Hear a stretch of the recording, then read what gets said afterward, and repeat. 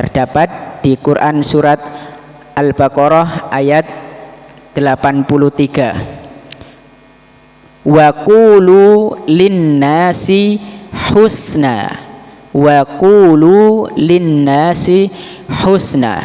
Terdapat di surat Al-Baqarah ayat 83. Yang di sini ada wa qulu dari kalimat, kalau bahasa Arab asalnya adalah qala yaqulu, berkata. Dan di sini menggunakan fi'il amr, perintah. Kalau kaidah di Al-Qur'an ada perintah, maka kita gunakan kaidah al-amru al-aslu fil amri lil wujub. Al-aslu fil amri lil wujub. Dasar asal dari Allah mewajibkan di dalam Al-Quran ada kata perintah lil wujub, maka menunjukkan kewajiban. Maka di sini kita dituntut untuk berkata yang kepada siapa? Linnasi, kepada manusia. Manusia itu siapa? Berarti manusia secara umum. Nanti akan kita bahas di sini. Kepada siapa saja manusia itu? Manusia di sini secara umum, bukan kepada orang kafir saja, atau bukan hanya kepada suami istri saja kita berkata baik, atau kepada sesama muslim saja, akan tetapi kepada seluruh manusia. Linnasi husna, baik, yang baik. Wa qulu linnasi husna, dan berkatalah kalian semua linnasi, kepada manusia, husna, dengan perkataan yang baik. Ini adalah potongan dari surat Al-Baqarah ini. Kalau di dalam tafsirnya menjelaskan tentang Bani Israel, perjanjiannya Bani Israel, ya, dengan Allah Subhanahu wa taala. Wa id akhadna mitsaqa bani Israil la ta'buduna illallah, dan seterusnya. Kemudian wa qulu linnasi husna, bahwasanya Allah Subhanahu wa taala memberikan perintah perjanjian kepada Bani Israel untuk berkata kepada manusia dengan perkataan yang baik. Setelah ini baru dilanjut dengan perintah-perintah lain seperti sholat, kemudian zakat, dan seterusnya. Akan tetapi orang-orang Bani Israel banyak dari mereka yang mengingkari. Ini menjadi kaidah wa qulu linnasi husna. Dalam Al-Quran sudah diperintahkan, menjadi kaidah kehidupan kita. Kepada siapa saja kita harus berkata yang baik, yaitu yang pertama, setidaknya kepada orang-orang yang membutuhkan. Kepada orang-orang yang membutuhkan kita harus berkata baik. Orang-orang yang membutuhkan itu siapa? Orang-orang yang meminta-minta, kemudian orang-orang anak-anak yatim, itu kita harus berkata yang baik. Kemudian kepada siapa lagi? Kepada orang kafir. Kepada orang kafir kita juga harus berkata yang baik. Nah, nanti dalilnya apa saja nanti kita bahas secara rinci. Kemudian kepada suami istri, kepada suami istri, ya, muasyarah keluarga. Kemudian kepada orang tua.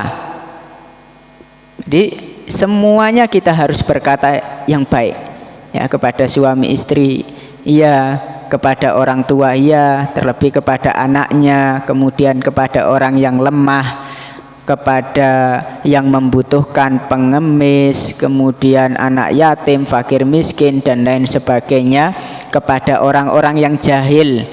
Nah, diharapkan kita diperintahkan untuk berbicara yang baik. Yang pertama kita bahas kepada orang kafir. Kepada orang kafir saja kita diminta untuk berkata dengan perkataan yang baik. Ya. Kok bisa ya kita kepada orang kafir diminta untuk berkata yang baik? Ini perintah Allah. Ini perintah Allah. Ditegaskan dalam di sebuah ayat, idhhab ila fir'auna innahu tagha faqul hal laka ila an tazakka wa ahdiyaka ila rabbika fatakhsha. Allah Subhanahu wa taala memerintahkan Nabi Musa untuk pergi kepada penguasa yang zalim, yaitu Fir'aun. Idhhab ila Fir'aun innahu tagha. Fir'aun itu sesungguhnya orang yang sudah kelewatan batasnya, sudah nemen, sudah kelewatan batas. Idhhab ila Fir'auna innahu tagha faqul hal laka ila an tazakka. Diajarkan sama Allah secara lafaz, faqul, katakanlah, hal laka ila an tazakka, hal, apakah kamu mau untuk mensucikan diri dari kesyirikan, dari kejahatanmu itu. Bentuknya penawaran. Bentuknya penawaran. Padahal Nabi Musa seorang nabi, diutus kepada seorang penguasa yang zalim, ya, seorang penguasa yang kejam kepada Bani Israel. Tapi diajarkan lafadznya sama Allah, hal laka ila an tazakka, apakah kamu mau untuk mensucikan diri. Kemudian di ayat-ayat setelahnya tersambung di situ, faqala ana rabbukumul a'la. Setelah dikumpulkan semuanya masa, mereka Raja Fir'aun menolak untuk membersihkan diri dari kesyirikan, nggak mau menerima dakwanya. Orang-orang dikumpulkan, kemudian berkata, faqala ana rabbukumul a'la. Saya ini loh, Rabbukumul a'la, Tuhanmu yang paling tinggi.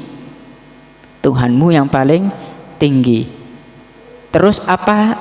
Lantas kemudian ketika Raja Fir'aun tidak mengikuti dakwanya Nabi Musa kemudian mengeluh, ya Allah, kenapa engkau ajarkan kepadaku perkataan yang terlalu lembut kepada Fir'aun? Harusnya itu saya tegas, harusnya saya itu berkata langsung, harusnya saya mengancam, tapi tidak seperti itu. Nabi Musa diajarkan oleh Allah dengan berkata yang baik. Di akhir kehidupannya Fir'aun tidak mau mengikuti dakwanya Nabi Musa. Akan tetapi Nabi Musa kemudian tidak mengeluhkan itu kepada Allah. Ini salah, ini metodenya ini. Harusnya Allah memberikan saya perkataan yang keras. Salah ini. Tidak seperti itu. Bahkan kepada orang kafir. Kemudian kepada orang tua. Kepada orang tua kita juga hendaknya harus bertutur kata yang baik, bertutur kata yang lembut. Jangan sampai kita menyakiti perasaannya, walau hanya dengan ucapan uffin, perkataan yang menyakiti. Kalau dibahasakan juga ngecap gitu ya. Nah, seperti itu. Itu yang bisa menyebabkan orang tua tersinggung atau marah. Itu juga disinggung di dalam Al-Quran sudah, ya. Wala tanharhuma fakullahuma qawlan karima.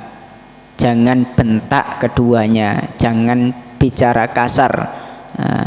Ini juga ada perintah fakullahuma, dan katakanlah kepada keduanya qawlan karima, perkataan yang baik. ya, kepada orang tua, kemudian kepada anak yatim, kepada orang-orang yang lemah, membutuhkan, meminta-minta. Wa ammasaila fala tanhar. Di surat napa niku Pak? Di surat napa? Ad-Duha. Sebelumnya tentang anak yatim. Jangan kita hardik, ya, jangan semena-mena sama anak yatim. Anak yatim itu enggak punya bapak. Terlebih kalau sudah enggak punya ibu juga, jangan semena-mena. Karena anak yatim ya qadarullah, ketika ya kami juga di pondok pesantren, kalau ada santri kok anak yatim biasanya niku nggih nakal. Biasanya nakal. Nah, ngoten. Sebab apa sih? Karena sudah tidak ada lagi yang ditakutkan, nggih. Sudah tidak ada lagi yang ditakutkan. Beda, enggak ada bapaknya. Saya mau nyuri, saya mau apa, paling ya wis begitu, wis enggak ada yang nasihati, mungkin seperti itu. Ya. Kalau ada anak kelahi, nah, di situ anak yatim pasti biasanya penangan, ya, tahan banting, nggak bisa nangis. Karena mau nangis sama siapa? Mau nangis ya nggak ada yang peduli, kecuali kalau kita kemudian ada anak yatim, kemudian kelahi, berantem, kita tanya baik-baik, kita sentuh hatinya, ya, ditanya baik-baik, itu yang nanti nangis. Begitu. Tapi kalau nggak ada seperti itu, nggak mungkin nangis. Kita nggak boleh semena-mena dengan anak yatim. Wa ammasaila fala tanhar. Kemudian kepada orang yang meminta-minta, fala tanhar, jangan kita bentak. Artinya apa? Kita juga diminta untuk berbicara yang baik, ya, kepada peminta. Kalau nggak mau ngasih, ya sudah, jangan menyakiti. Kalau nggak mau menyisihkan uangnya, ya, kalau kita terlebih kalau kita seudon, ya, ini orang kaya kayaknya ini, oh ini bohongan ini, atau yang lainnya lah. Sekarang banyak berita-berita seperti itu, nggih. Maksudnya apa? Ternyata kakinya ditekuk, ngaten-ngaten. Ternyata rumahnya sebenarnya bagus, orang kaya, cuman di pasar-pasar dia penampilannya minta-minta. Nah, kalau kita tidak mau memberikan, yes, fala tanhar, nggak usah dibentak, ya, kita tahunya wis itu peminta-minta. Begitu juga orang yang tolabul ilmi, ya, yang mencari ilmu, itu juga seperti itu. Maka kepada orang kafir kita dilarang untuk berbicara kasar. Kepada orang tua, ngoten. Kemudian kepada anak yatim, kepada orang yang minta-minta, kita juga dilarang untuk berbicara kasar. Kemudian kepada suami istri, antara suami istri, kita juga diminta untuk berkata yang baik.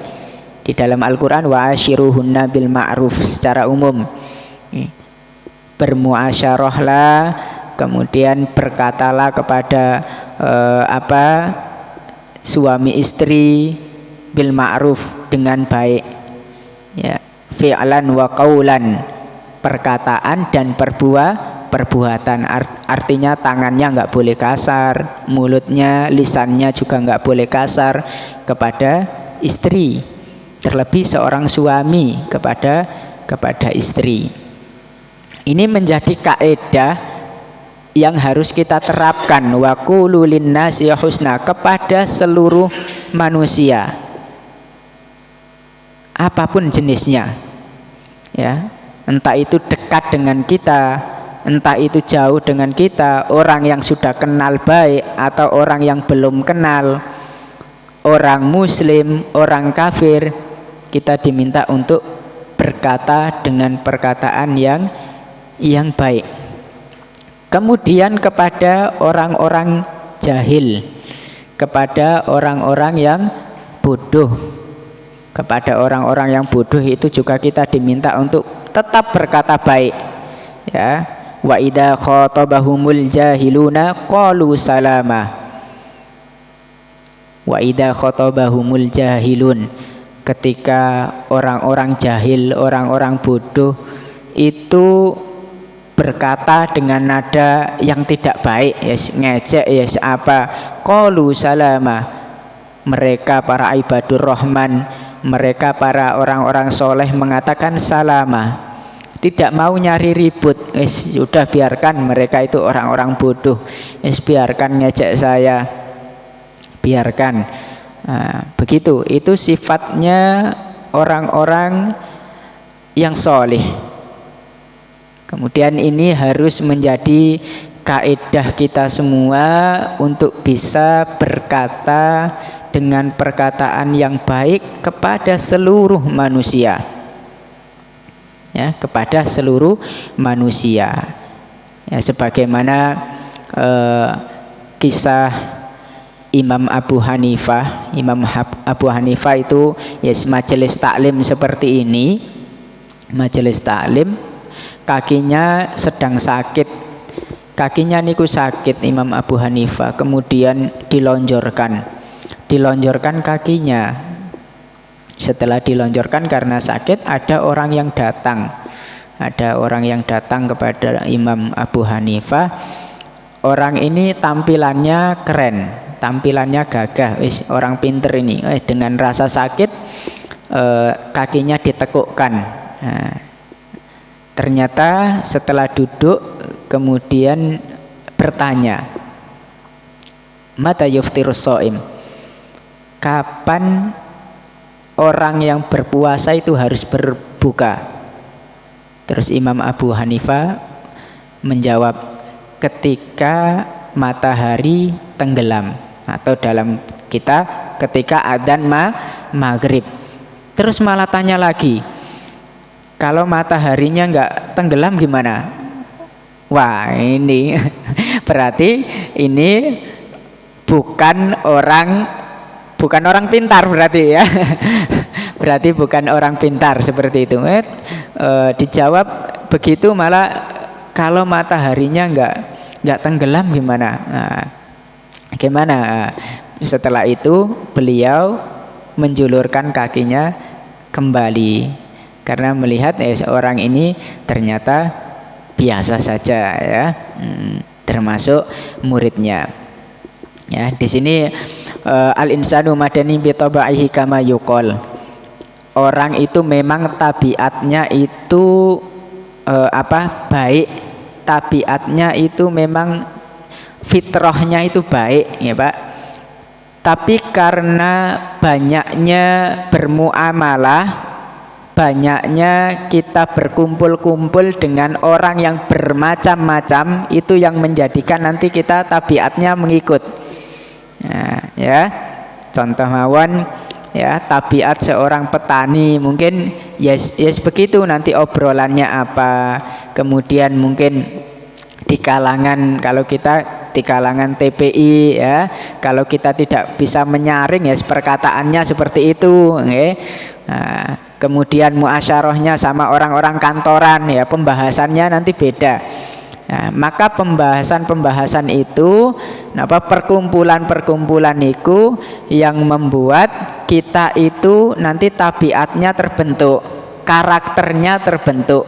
Perkataan kita lembut atau perkataan kita kasar, itu tabiatnya akan terbentuk di situ. Ya.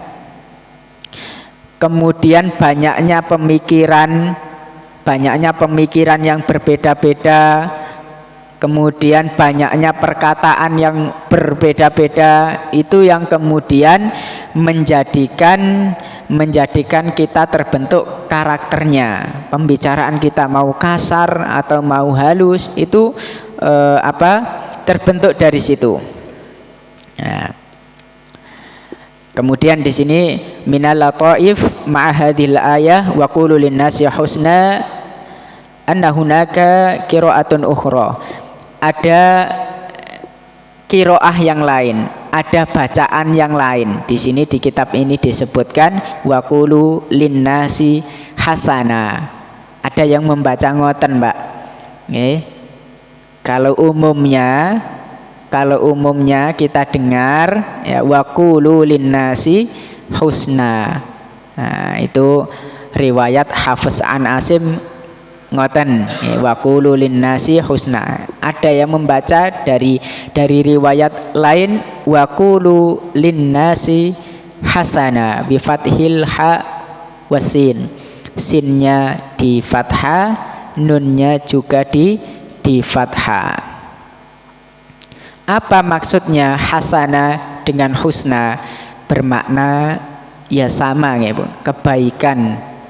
Artinya dia bukan hanya berkata nih, bukan hanya berkata, tapi juga fi'lan, perbuatannya.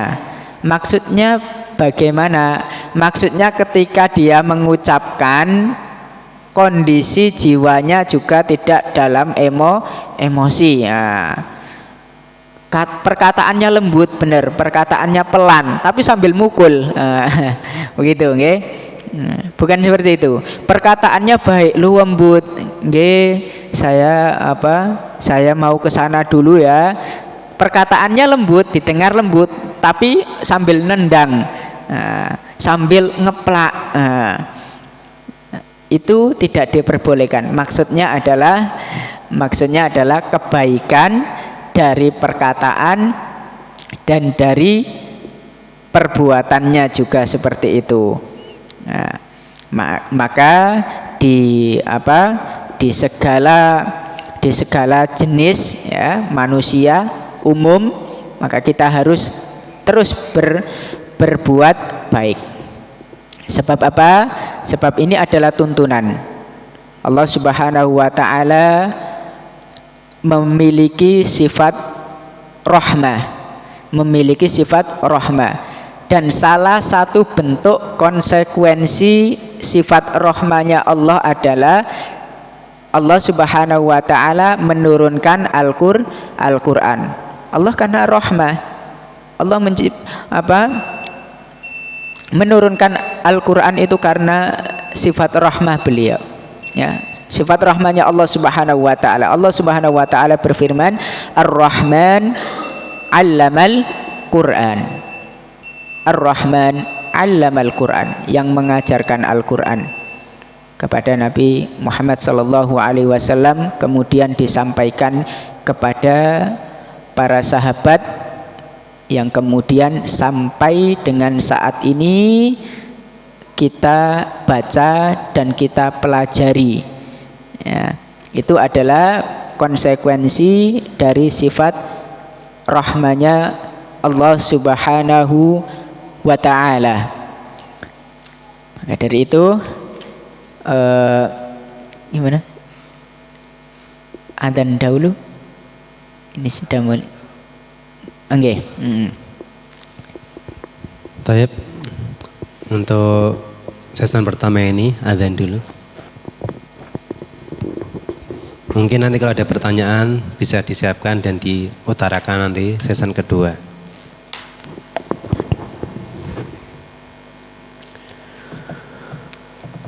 Allahu Akbar,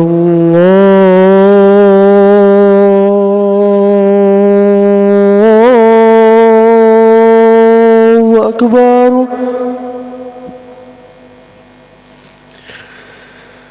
Allahu Akbar,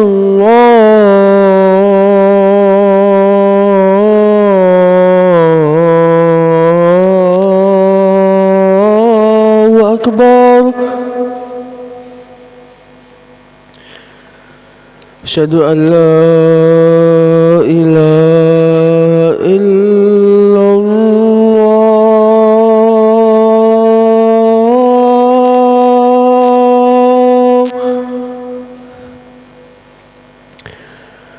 Asyhadu an la ilaha illallah.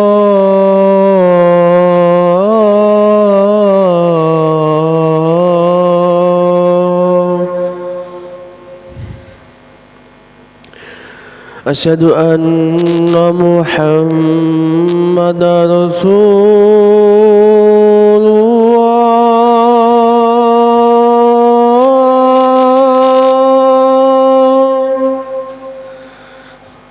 أشهد أن محمدا رسول الله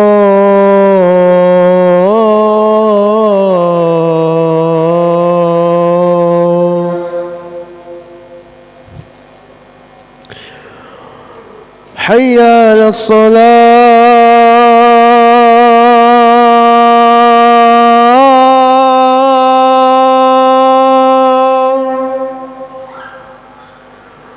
حي على الصلاة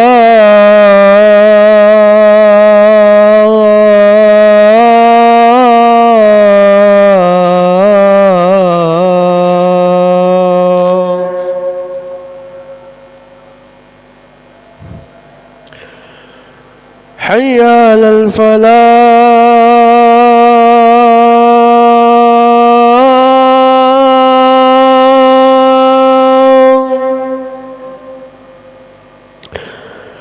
حي على الفلاح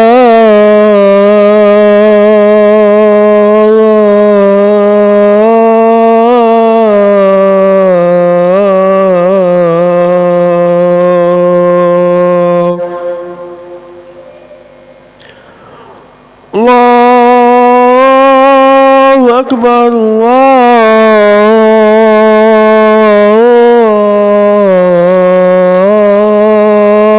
الله أكبر لا إله إلا الله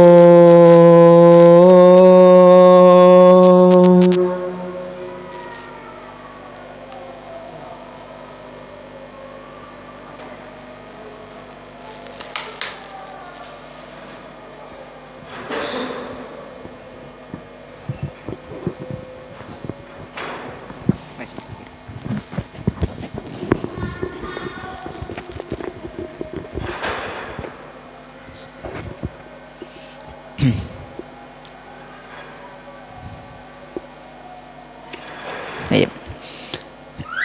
Kita lanjutkan sebentar. Sebelum sesi tanya jawab. Di sini penulis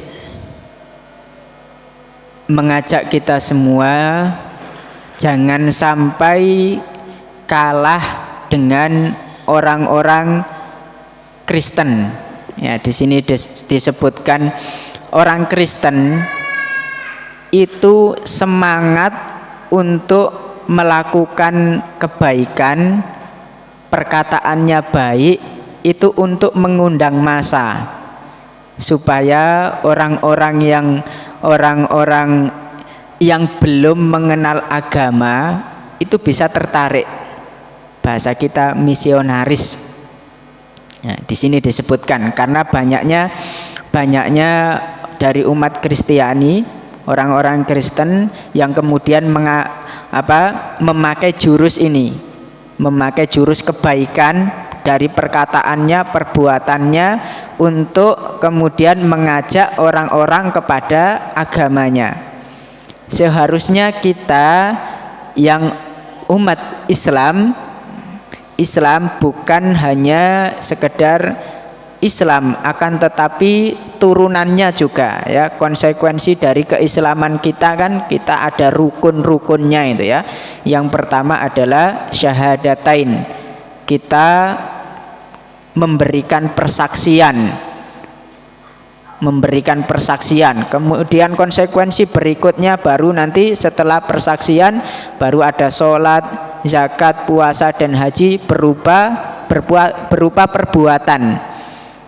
Itu adalah konsekuensi dari rukun Islam kita.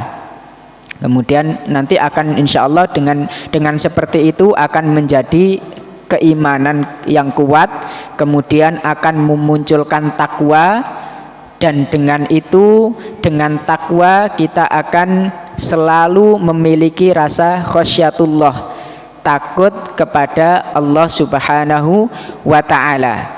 Maka kami mengajak semuanya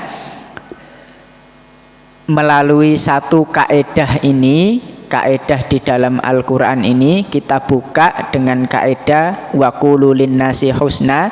Masih banyak kaedah-kaedah yang lain yang insya Allah nanti akan kita bahas di pertemuan selanjutnya.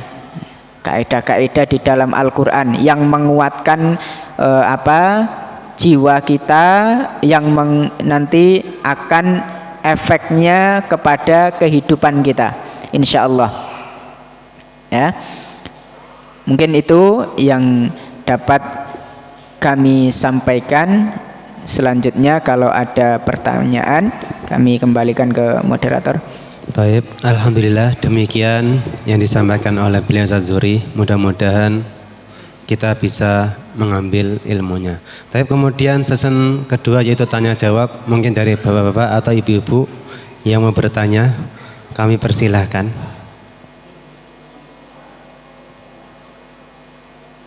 Pak Agus mungkin mau bertanya.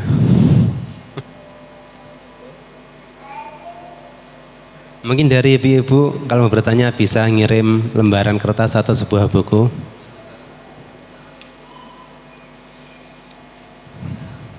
Baik, Cabuti monggo. Terima kasih. Assalamualaikum warahmatullahi wabarakatuh. Tadi Ustadz menyebutkan orang-orang yang harus kita ucapkan atau perkataan baik terhadapnya. Barangkali ada orang-orang yang mungkin pantas kita ucapkan perkataan jelek, Ustadz. Barangkali ada, mohon disebutkan, atau enggak ada ya berarti semuanya sudah perkataan baik semua gitu ya. Terima kasih. Assalamualaikum. Bismillah. Pertanyaannya barangkali ada, kalau di dalam bahasa Arab illa, istitsna, pengecualian, barangkali ada, ngoten nggih. Di sini Allah memberikan isyarat ya, dari orang, mulai dari orang yang lemah, kemudian orang yang paling kuat. Nah, contohnya tidak nanggung-nanggung, yaitu Fir'aun. Diberikan contoh lagi orang-orang jahil. Orang-orang jahil itu yang ngeselin, Pak Budi. Ya, orang-orang jahil itu bodoh, nggak karuan lah omongannya, nggak karuan tapi nyakiti. Itu tetap qalu salama. Tetap kita harus berucap dengan ucapan yang baik. Artinya tidak ada pengecualian. Okay?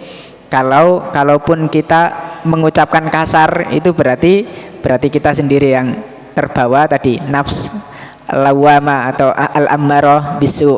Kalau di Asida walal kufar itu gimana, Ustaz? Nah, itu nanti penjelasannya tentang akidah. Asida walal kufar berarti keras itu bagaimana? Keras itu bagaimana kepada orang kafir. Itu nanti ada tingkatan-tingkatannya. Bukan berarti langsung perkataan yang keras, itu bukan seperti itu. Ya, itu nanti ada penjelasannya. Kalau kita jelaskan mungkin bisa di sesi selanjutnya. Nanti insya Allah ada pembahasan yang tepat, insya Allah. Akan tetapi secara umum sebagai kaedah dasar kita harus berkata, kita harus berucap dengan ucapan yang baik kepada seluruhnya. Mungkin itu yang dapat kami sampaikan. Masih ada? Mungkin masih ada lain yang mau ditanyakan. Pak Nafiin, mungkin mau bertanya Pak Nafiin? Saya, kalau enggak ada, sebelum kami tutup, ada beberapa poin dari pertemuan malam ini. Yang pertama adalah macam-macam hidayah. Hidayah itu ada dua, hidayatul irsyadi atau hidayatul ilmi. Seperti malam ini kita sedang mendapatkan hidayatul ilmi atau hidayah irsyad. Yang kedua, hidayatul taufik, yaitu kemampuan untuk melaksanakan ilmu yang kita dapat. Mudah-mudahan setelah dari kolom masjid ini kita mendapatkan hidayah taufik, bisa melaksanakan ilmu yang Amin. kita dapat malam ini. Kemudian yang poin kedua, macam-macam nafas. Yang pertama, nafas yang selalu menyuruh kepada atau mendorong kepada hal-hal yang buruk, dan ketika melaksanakannya tidak ada penyesalan. Nafas kedua yaitu jiwa yang ketika melaksanakan keburukan itu langsung ada penyesalan. Kemudian nafas ketiga yaitu nafas yang tenang, nafsul mutmainnah. Mudah-mudahan Allah menjadikan nafas kita yaitu nafas mutmainnah. Amin.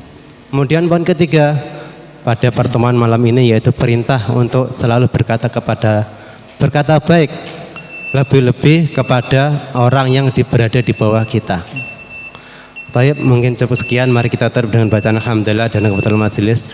Alhamdulillahirabbil alamin. Subhanaka Allahumma wa bihamdika asyhadu an la ilaha illa anta astaghfiruka wa atubu ilaik. Wassalamualaikum warahmatullahi wabarakatuh.